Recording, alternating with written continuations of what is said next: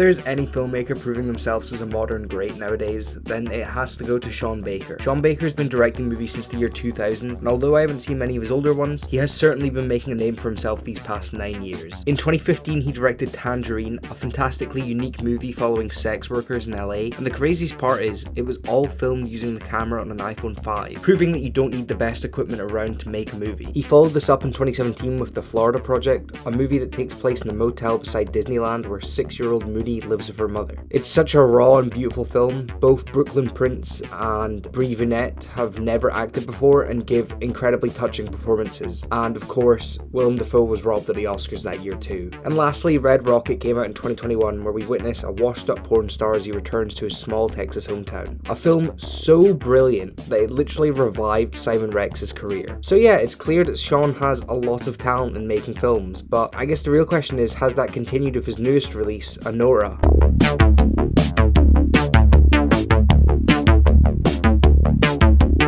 Anora's been gaining a large amount of attraction for the past few months. I was obviously excited because I'm a huge fan of Sean's previous work. The amount of news behind it is kind of nuts. It premiered in competition at the 77th Cannes Film Festival, where it actually won the Palme d'Or, and it was praised quite a lot. The praise was mainly given for Mikey Madsen's performance as she stars in the lead, and Sean Baker's work where he directed the film, wrote the film, to my surprise, edited it as well. So needless to say, I was pretty excited to see this. It then premiered at a couple other festivals. It did London Film Festival the past month, where I caught it, not actually in London, but in Glasgow, where they have like a partnership.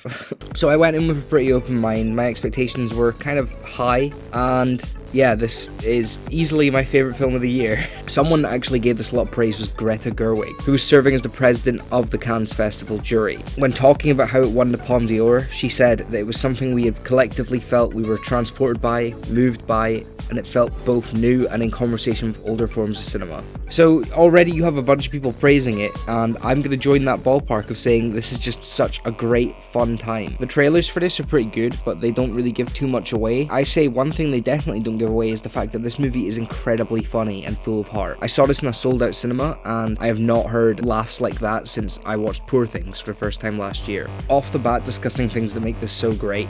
Once again, Sean Baker proves that he can do just about anything. The direction of the film is so obvious from the start. At the end of the day, it doesn't feel boring or slow. It gets straight to the point, and honestly, the way that it's edited makes it feel like two different films. Not to say that's a bad thing, but just halfway through there is just a significant change of scenery, and I think that works great for the film. It makes it feel so refreshing, and as Greta Gerwig says, it feels like something new and old.